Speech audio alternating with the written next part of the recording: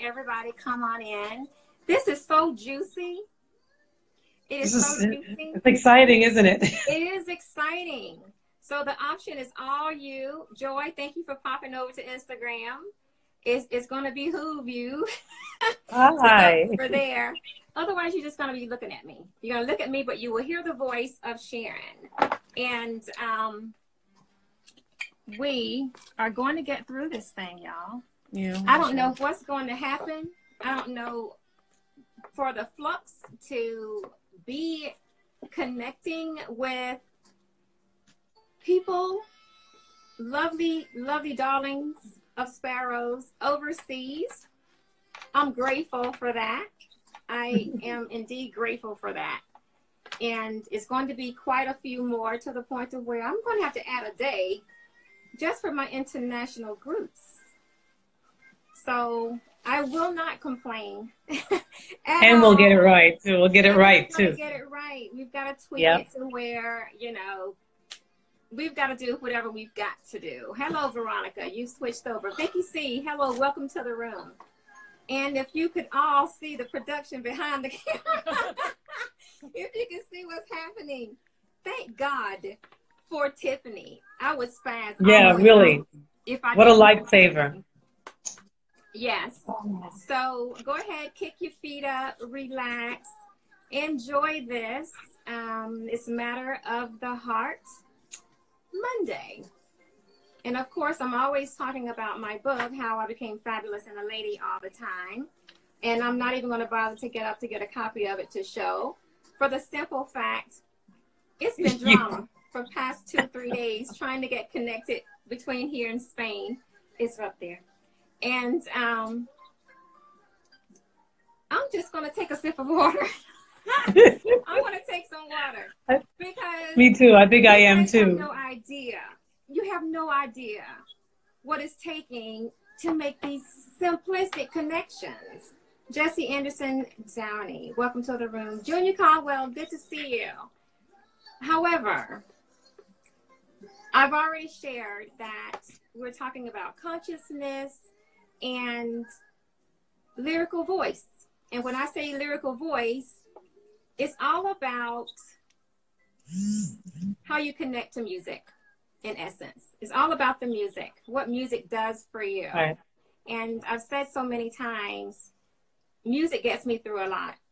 I have my prayer, I have my music, and I mean continual playlists. I have those things. And it's a beautiful thing. I'm grateful for it. And that's how I basically write. So when I write, I'm in the zone. I'm playing a playlist of some sort because of what I'm writing. It takes me back to a time and a place. So that's where Matters of the Heart Mondays have come from. So you are going to hear different types of artists, from vocalists to pianists to violinists to whatever it is in the sector of music, and how they came about writing what they've written, and the importance of what their mindset was when they wrote it, or whatever the case. So that's what's happening tonight with Sharon. Yes. Oh my gosh. I'm very happy to be here. Oh, I just love being here. Finally. Didn't think we could make it, but we got here. And for those of you who are coming in from Sharon's camp, I am Valerie Miller of TVM, the Valerie Miller. Double fold. This very moment, you have opportunity to change. You can change any aspect of your life. Thank you, Tiffany. You can change any and every aspect of your life. It just starts with a simple decision. That's where it all comes from. And Tiffany was kind enough to grab my book because I wasn't going to get it. So you see that. So, and you hear music in the background. Of course, I do not own the right to that music.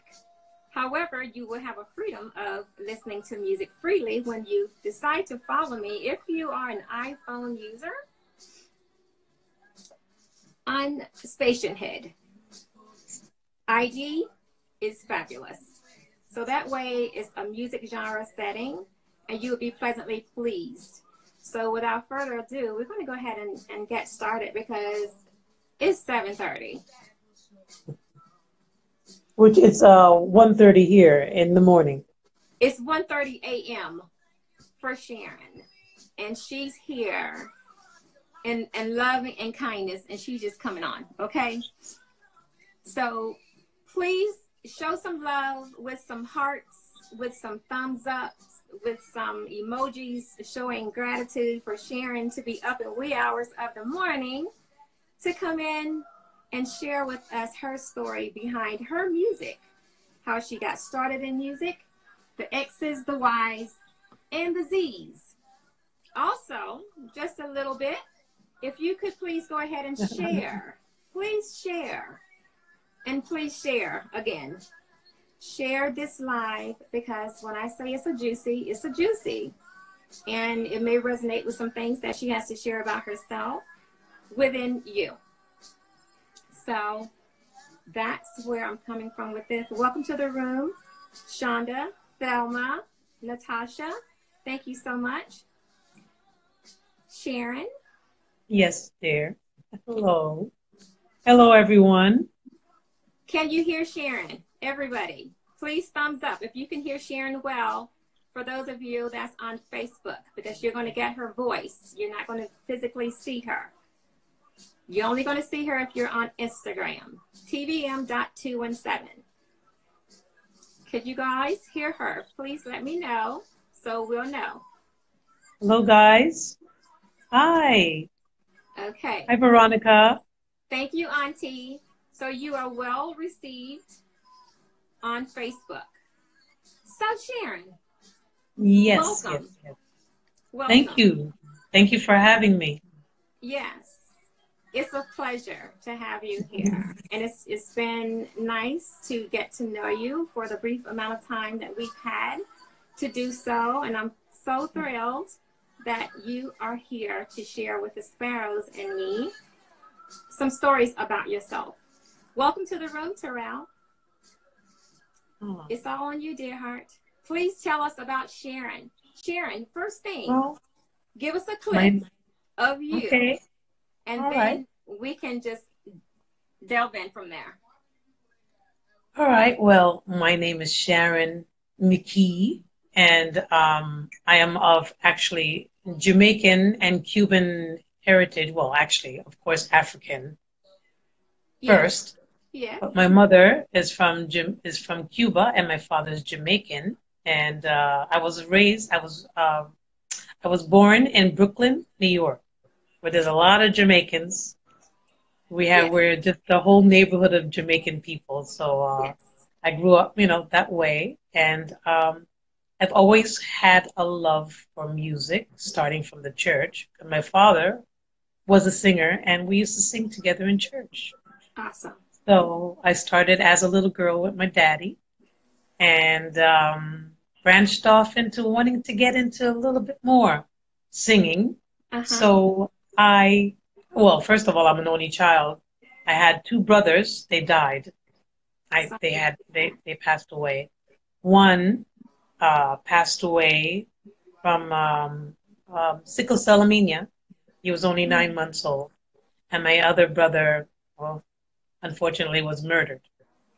Sorry to hear. He was shot, yeah. So I didn't get into that with you the other day, but yeah. No.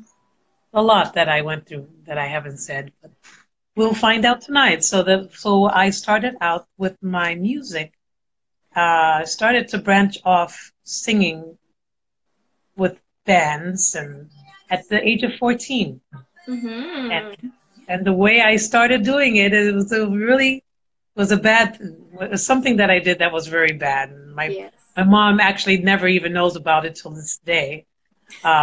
I wanted to be a singer in a band, a very bad little girl. So what I did, and I'm sure you know about it. I do. Yeah. Well, what I did, I looked in the Village Voice. There's a newspaper that's in New York, and then they have different types of jobs, and they were looking for an 18-year-old singer, female singer, for a band, and I was 14. Mm-hmm. So I called them up and I said, I would like to audition. And he says to me, are you 18 years old? I said, yeah. And I lied about it. Yes, I lied. That's how I got my first job as a singer. And Oh he my God. asked me to come out to Long Island to Uh-huh. do an audition. Uh-huh. And he said, do you have any tracks that I can listen to you sing? And I said, no, I'm going to sing a cappella and I'm going to get the job. I'm Love going to it. get that job. Yeah, that's what I said. And I was very confident at that age to Wow. go out there. And I went out there and I sang Reunited. I don't know why, but I sang Reunited. Remember from Peaches and Herb? Uh-huh. Yes. And I sang it a cappella. And he says, you don't have no tracks or nothing? I said, no. I'm going to sing a cappella and I'm going to get the job and you're going to love me. So you're going to love me. And And he took me and I got the job at 14 years old. And awesome. I never told him I was 14. I Oh told my that he thought God. all this time that I was 18 years old. I always looked older for my age anyway. So, yeah, Yeah. so I sang and I got the job. I had to tell my parents. That was the next thing. So, but Love they it. understood. Dad, he supported me. Mom was kind of iffy about it because my mom wanted me to go on to school and college and to, be a lawyer, a doctor, or, that my mom. The typical things. Typical mama. But my Yes. father was very supportive and he pushed me and supported me. And I sang throughout New York. I used to be later on, in a few years later, I became a financial news reporter. I worked for Reuters. Royal. Reuters. Reuters, you ever heard of Reuters? It's a news service. It's very popular. This is how you get most Okay. of your news is through Reuters. I used to work for Reuters Got it. in Manhattan, and I sang at night. And I was just a singer. Just throughout, I sang at the Rainbow Room. I sang at Tavern on the Green. Awesome. I sang everywhere. So this is how it started out. I love So I've it. been singing since I was 14. I Didn't get love it the right way, but I got it. So you got it. yeah, I And you're got it. still doing it. So Yeah. what was the connection? When did you know that you had such a love of music that it was just going to play out in your life regardless? Well, Was I it 14? always had a love for music, just sitting in my room, singing, closing the door and just singing and singing. And I used to sing in front of a mirror. I used to have short hair back then, Uh-huh. with my little my little braids, and I would attach ribbons onto my braids and act like I had long hair, and take a carrot out of the refrigerator and use the carrot as a mic. And this is how I used to spend my days because I was an only child. I had nobody to talk to, so just myself. So So I was my own entertaining. best friend. So So there you, entertaining. But you have to yeah. do those things. For those of you that are now just coming on Facebook, if you are a follower of mine on Instagram, you may want to go there in order to physically see Sharon. We were just unable to connect her on Facebook. So that's where I am right now. I'm live on Instagram. So if you have my handle is tvm.217, go there and you can partake. Otherwise, you will continue to hear the audio of Sharon. So thank you so much for coming into the room. It's fabulous that you're here. I'm grateful that you're here. And my deepest apologies when it comes to technical difficulties. It continues to happen. However, we're going to rectify this eventually. I'm going to have to because it's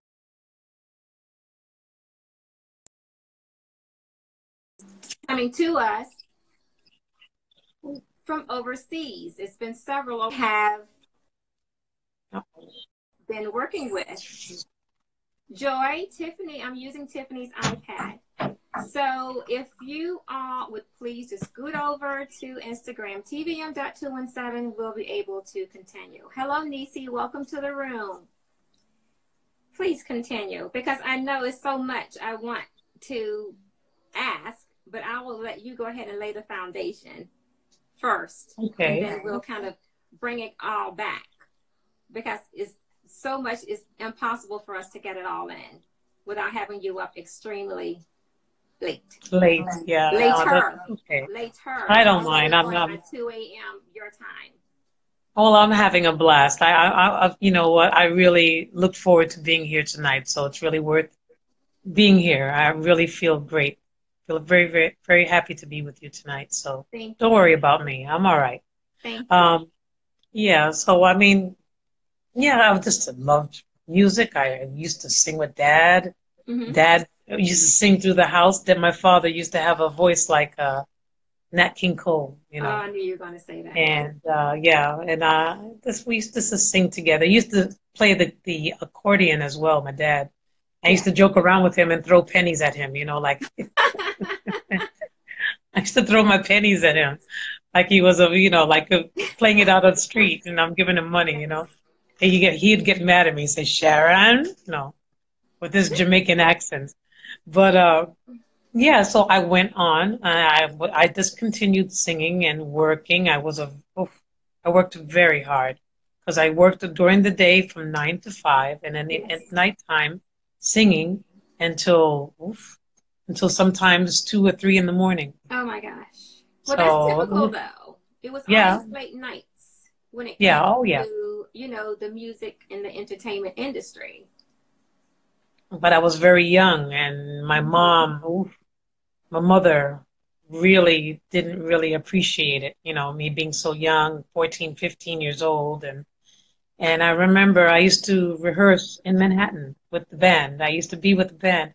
I Okay. found a band to work with me in my junior high school. There was a talent show, and I was going to sing a cappella. I thought I could do everything a cappella, girl. Ah, But I was going to sing a cappella in the yes. talent show, and I auditioned for the talent show. And a guy by the name of Sekou, he heard me, and he says, "You know what? Listen, I have a band." He says, "Do you mind if I accommodate you with my band? We'll play music for you. You don't Nice. have to sing a cappella." And I said, "Fine." So once they played for me in the talent show, then I won the talent show with the Yes. band. Yes. And we went on, and that was my first band that I was ever with. And we played throughout New York, and eventually, mm, I loved staying there. But I had a little bit of a problem where I had a half brother Mm-hmm. that came to live with us, and he was a little bit of a problem brother. We weren't very close. He Okay. wanted to get a little bit closer to me than, Okay. yeah, he was a half brother, unfortunately, and things weren't that great. So my mom sent me away to Boston. I went to Massachusetts to go to school. Yeah. Okay. So I left from New York to Massachusetts, and I Interesting. stayed with some people. Mm-hmm. And actually, it was an old babysitter that always took care of me. She moved to Massachusetts, and I went to stay with them in Boston, Massachusetts. And I ended up going to um, a religious high school called South Lancaster Academy. It was a Seventh-day Adventist high school. That's So it was different for on you. That's very, different. very different. It was How did really you nice. feel? Like it was nice, but it was an experience for you, like on the conscious level. How did you feel about that? That's a transition. It was a major transition for me because my parents were always very religious. They were Pentecostals, Hmm. which is a big difference from Pentecostal to Yes. Seventh-day Adventist. Yes. But you know what? It's so funny because, and I hate to say it, and I know that some of my family members might be watching me, but I, back in the day when I was in church, I didn't really mm, truly get. I knew I felt God inside of me, but Yes. I just couldn't do or feel the way that my friends felt. I just didn't understand. I couldn't connect with that. And I Yeah. had a lot of friends that used to get into the Holy Spirit. I mean, the Pentecostal church. Right. There's nothing to mess with. You know, they're really, really serious. And my best friends, they would get into the Holy Spirit, they're jumping up and down, and And I couldn't connect with that at the time, and I couldn't understand why back in the day. But I went on, and I went to this school, and 7-day Adventists are completely different. You're Wow. worshiping during a Saturday, you know. But when I went to this school, I got into music as well. And Mm-hmm. we used to have a thing called music clinic. Okay. And they would take all of the best singers from all around Yes. um, these little schools, these Seventh-day Adventist schools, were very popular. Actually, you might know who was from Seventh-day Adventist school. I know very well. Is Take Six. Take I know them six. very. Take Six, Yes. yeah. So They're you went Seventh-day to school Adventists. with them. Yeah, I went to, well, not in my school. It was another school, but I competed with Take Against Six. them. Okay. Yeah, in them, yeah, because they were some of the best singers in their school, and they were in the Seventh-day Adventist school as well. So Very I had, interesting. yeah. So I used to see them as little kids. You know, we went to school together. I'm like, wow, like deep to see these guys. I was had a crush on them guys. Let me tell you, Everybody, every female in the world had a crush on Take Six. At girl, least two or three of it them I was had a bad. hard I crush had a on. bad for the yeah. It was It really. was serious. I wanted to marry him. Oh, Like, please. Take Six So and can yeah, sing. Take Six. Yeah. Oh, girl, I'll tell you. McBride, Oh, Brian McKnight. Oh. So I used to just, I was in awe just listening to them. And it was an honor and a privilege to be with them at this uh-huh. place called, it was Music Clinic. And just Music to clinic. watch them sing and I was one of the better singers at my school. So I represented my school. And I Nice. was just like, I couldn't go against them guys. You know, I mean, come on, man, you know. But it But was you nice. did. You Yeah, I did. did. Yeah. Yeah, it was nice. It was really nice. Nice experience. So that was the best part of being in this school. It was the music part of it, you know. I won awards Okay. and you know, so I carried on with singing there. And after I graduated from that school, I ended up going to the college. They had a Seventh-day Adventist college that was around the corner called Atlantic Union Hmm. College. And I went there for a while. And I continued my singing. I wanted to branch out and not always do gospel music. I wanted to try and see if I could find some bands in Yes. Boston. And I did. I ended up finding some bands in Yes. Boston. And I ended up singing around Boston. Nice. So I Boston was is that always, type of a town. I mean, it's yeah, fun. oh I yeah. spent a lot of time in Boston when I lived in New England, Maine, New Where Hampshire. did you live in New England? Where did you live? What part? Maine. I was in Maine for a Maine? while and New Hampshire. What? Yeah, so I had to fly in and out of Boston. So it was nothing. It was maybe an hour out. Hi, Gwen. And hello, Keith. So, I Who is loved that? New England. Is that my cousin or That is something? your cousin. You have the same last Hello. name. Oh, that's lovely. Yeah. Hello, Keith. So That's yeah. great. So a lot of similarities in things. You know, it's just divine connections sometimes, Sparrows, and you don't really know why you meet somebody, but then you start having Yeah. conversations and things start to unveiling. You know, like she's had brothers to pass away. So that's something in sync when it comes to when you're dealing with matters of the heart. Those are different things.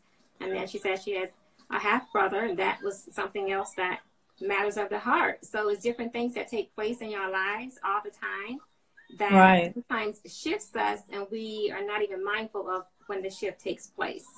But it's purpose in all of those things to direct us to get us where we are in the present. So that's where the consciousness comes from. And then it comes to writing music and understanding what music does for you and may not do for you. It's Right. those types of things. So yeah, and we unveiled quite a few of those things.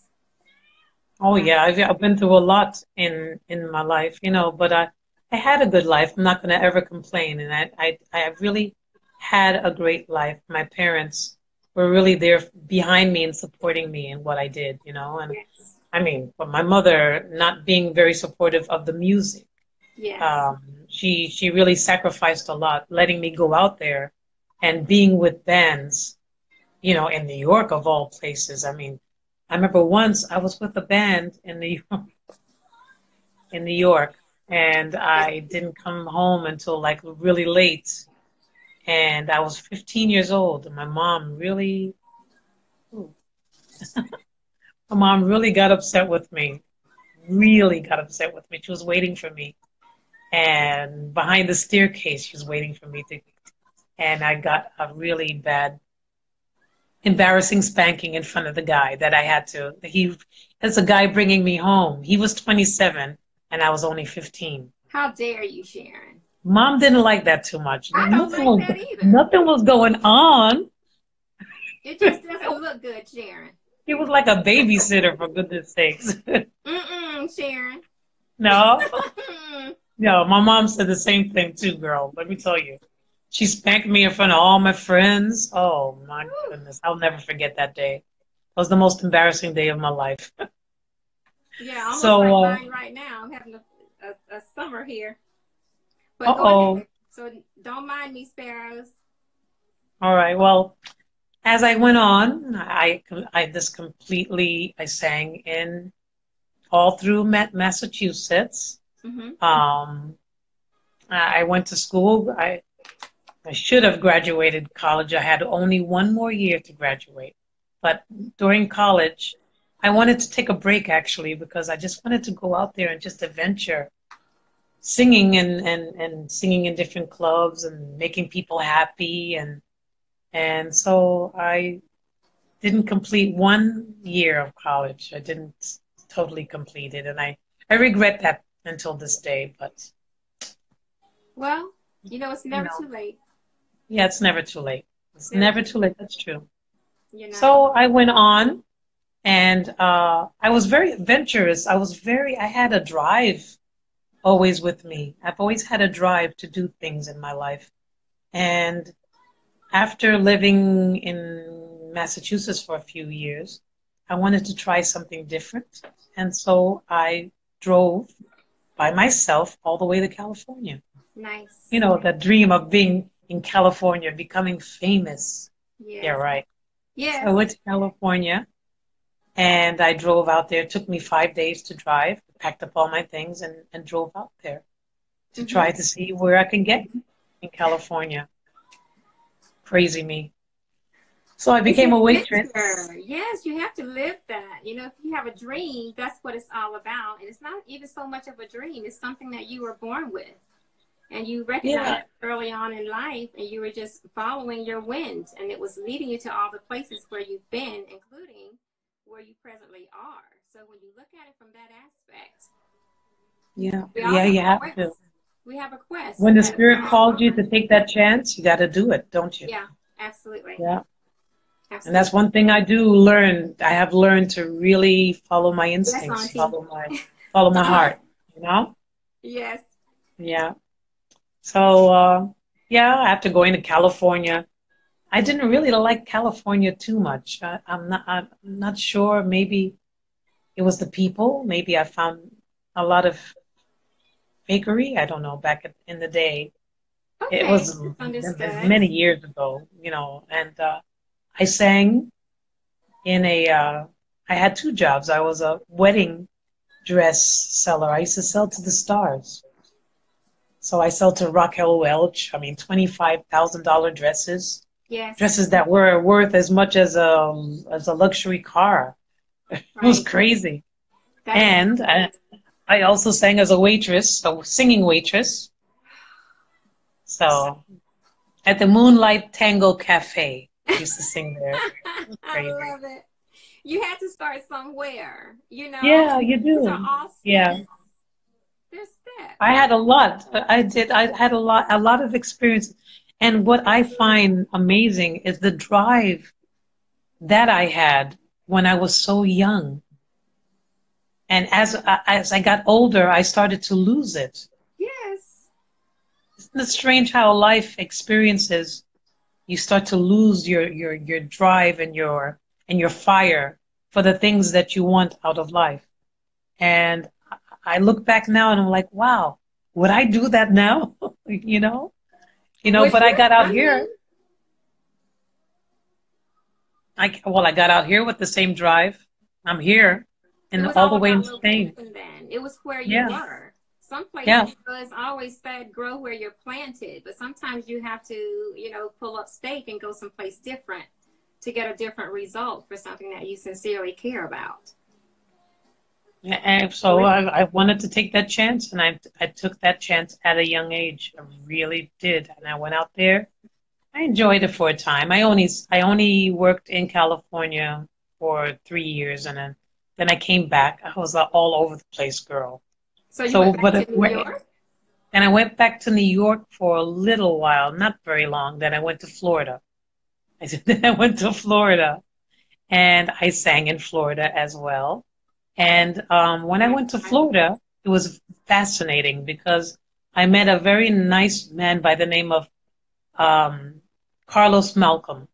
And Carlos Malcolm was a man who worked for Bob Marley.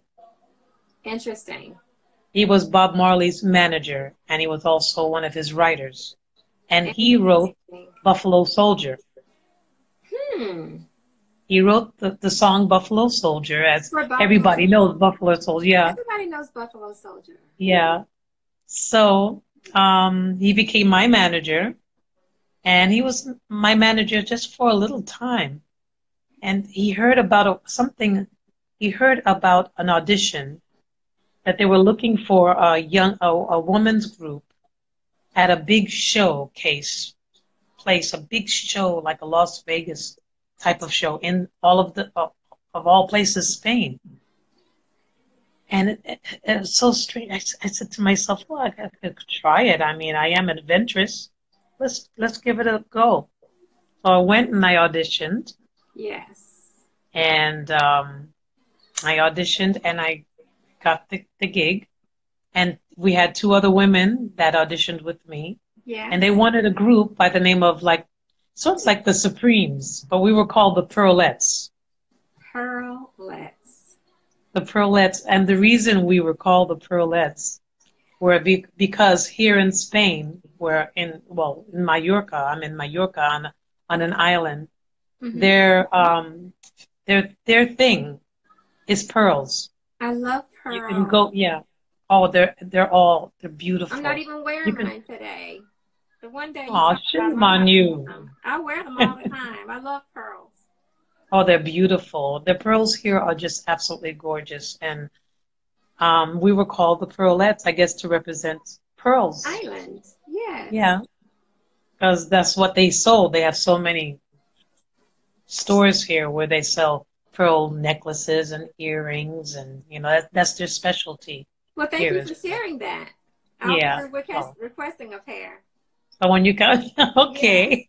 I'll have to come over and But it was great. I even I sang here as a pearlette, but uh-huh. then I also got into selling pearls.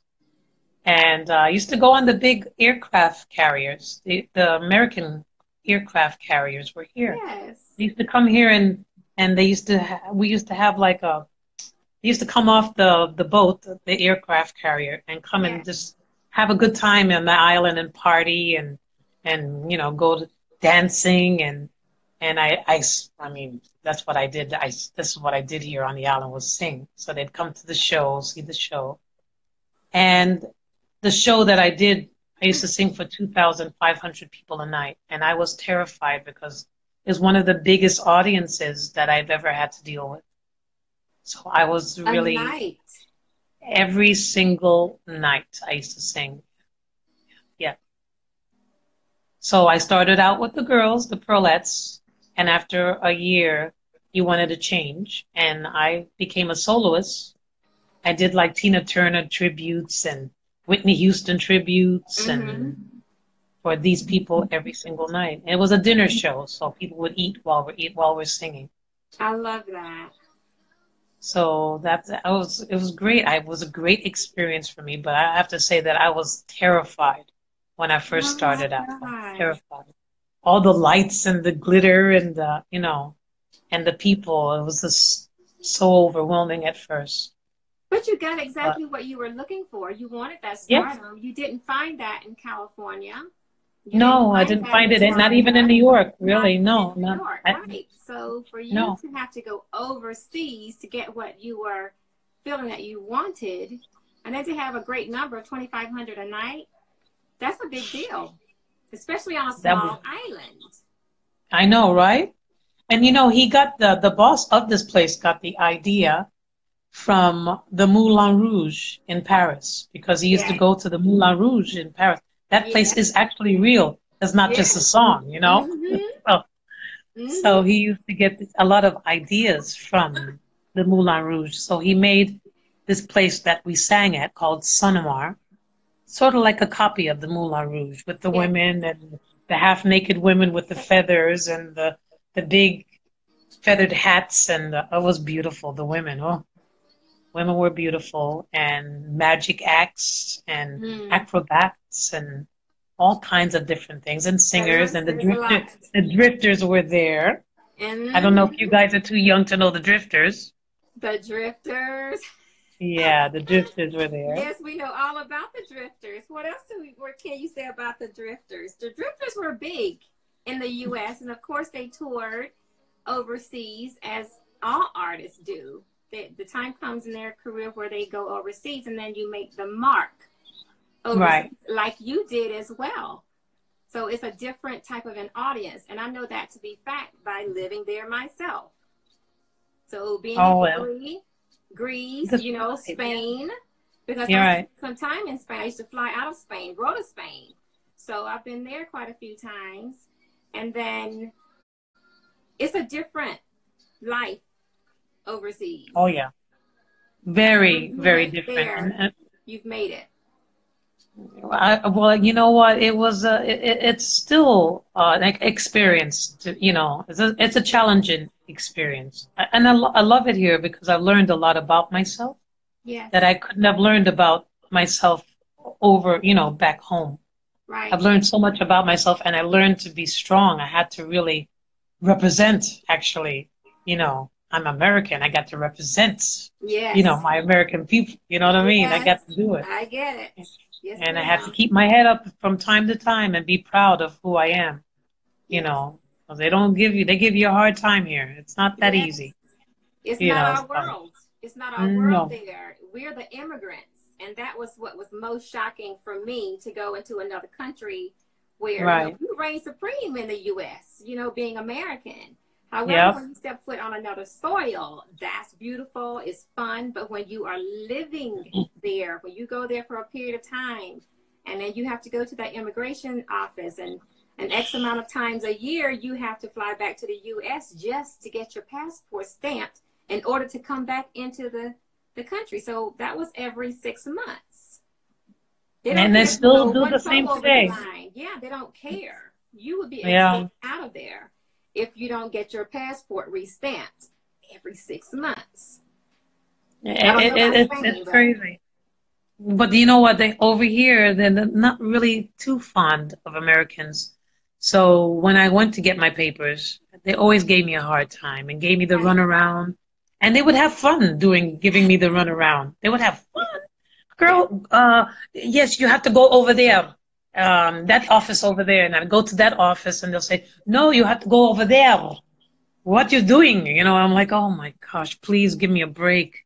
I just want my No, papers. no, It- it's never easy. so it was so difficult and it still is. I still struggle today with that. So, but I still love it over here because it's very peaceful. It's very beautiful, It especially in the is. summertime. It It's is. really nice. Yeah. It And is. I mean, this is a resort island that I sing on. So it's really nice, quite nice. That's good to know. Yeah. Yeah. Hold on one So, I second. Let mean, me welcome the sparrows. When it's quite a few sparrows have come in on, Facebook, and thank you so much. And you notice you're only seeing me, and you're hearing the kind voice of Sharon Mckie. hi. She's saying hello to you. If you are following me on Instagram, that's where you should probably scoot over to. That way you can actually see Sharon. We've had some difficulties on Facebook, therefore that's why you can't see her, only hear her. Mm. So thank you so much for everyone coming into the room. I have not ignored you by any chance at all. It's just that I'm in between Facebook and Instagram, just still staying true and consistent to being on with Facebook. However, follow me on Instagram, tvm.217, tvm.217, and then you can catch Sharon live. So we just had trying to stay on track here because she's 6 hours ahead of us, and it's 2:05 a.m. Yeah. there in Spain. So thanks you again. And yes, it is eye-opening, Auntie. It is. So Sharon, it's so much more. And we can go for quite a bit of time. We've already... Yeah, I know. I'll cut it short. I'll kind of like make a long story short, but I'll keep it sweet. It's about I'll picking keep it and sweet. choosing what to share. I mean, Yeah. that's the gist of it all. Like how you got there, we know because, you know, the writer for Bob Marley, you know, discovered you, became your manager. Now you're in Spain. You're living the life, you know, singing for 2,500 people every night on a small resort island. It's a beautiful thing. So you are representing the U.S. and it's a proud moment to know that, you know, African-American, Jamaican-American woman, you know, as... I call myself a Jamaican. You're a Jamaican? I'm a Jamaican, baby. Miss Jamaican, and because it's important, and that's actually, it's a very big deal to be there and then decide to stay there because you have been there for 25 years. Yeah, I've been there for a long time. And one of the drifters had become my husband as well. I didn't know. So, yeah. Interesting. Yeah, it was very interesting at the time. And we had 3 beautiful children together as well. So I have 2 girls and 1 boy from him. Okay. And it was a fascinating life because he sang as well. He sang as well in the show.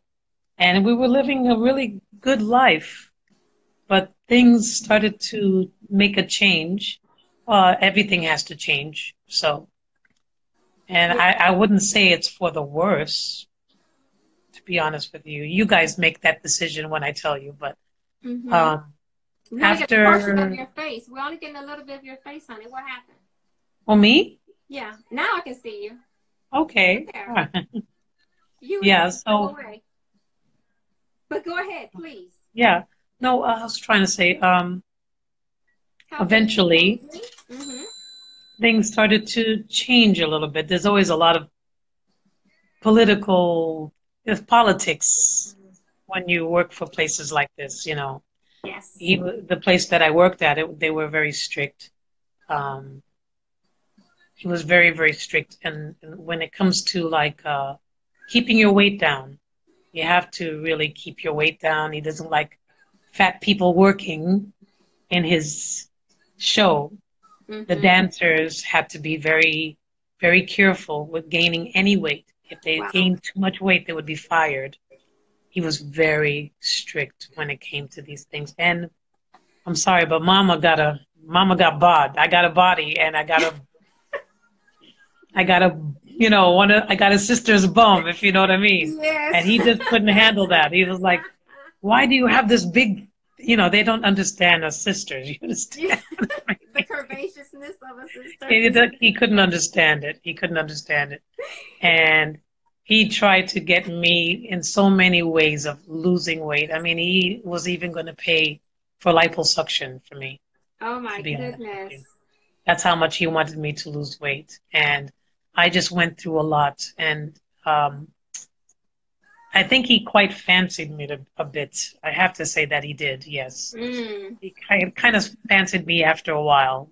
And when I got together with my husband, he didn't quite like that too much. So, and my mom used to tell me, don't say nothing that you're married. Don't tell anybody that you're married because you will lose your job. I should have listened to Mama. Back then. That was a big deal back then. You're in a foreign country. He brought me here to this foreign country, and then he fires me because I decide to live my life. I'm an adult. I should be able to live my life the way I please. But no, he didn't agree with that. And he ended up firing me. So interesting. But And I thought it was devastating at the time, but no, actually it turned out to be a lot of bad things that happen in your life, devastating things that happen in your life, kind Right. of creates the type of person that you are today. You know, it made me what I am today. Exactly. And back then I didn't understand, but now I get it. I get it. Everything aligns. Yeah, everything aligns, right? And you Yes. don't know it when it's happening to you. Yes. You don't know when it's happening to you, but once you sit back after a few years, I always kept saying to myself, and this too shall pass, right? This too shall pass every This time. too shall pass, We right? just don't Every know when time. it's going to pass, but it does. It's Yeah, it does inevitable not eventually. to. Hmm. And so, yeah, I worked there a good 10 years, quite a bit of time, you know. Mm-hmm. And he did my papers for me. I didn't have to do my papers. He did my papers. And it's after he fired me, it was when I had to do my own papers. And that was rough, That was you know. awakening. That was an awakening for me. Yeah. More, more than an awakening. That's why I think my ex is not here anymore. More than that, well, we're not married anymore. Now we're separated. Yes. Well, we're just separated. We're still married, but I'm separated from him now. Yes. About 5 years now. But he was so frustrated on the island as well when it came to papers, and it was rough trying to get our papers together, get our lives together. Yes. And so then I branched off. He eventually left. And at the time, this was my transition in my life. This is when things really started to change for me. Hmm. This is when it started to happen Did you? because we started to have problems. Yes. And I had my children here, and we had gotten fired from that job, which I was making very good money. And it wasn't that easy just like if you're in the States, if you get fired from a job to find another job like that, it's not easy. Right. It was very difficult. And the money started to go down, and we became a little bit distant. And then I had like sick parents over in Georgia. My parents, they lived in Georgia, Yes. and they became sick. My mom came down with breast cancer. My father was on his on his what you call it, on his, not, I wouldn't say deathbed, but he was bedridden, yeah, for 10 Bedridden. years. Yeah. And I it was hard. That was a hard life for me because I'm the only child, and I wanted to take care of my parents, some way of taking care of them Right. while doing what I loved as well. So I was Right. torn between that. Was really torn between that. Mm-hmm. So eventually, in like 2015, my father was on his deathbed, and I went to see him. I didn't know I was going to say goodbye, but talking with him through Skype, I don't know. I saw the face of death.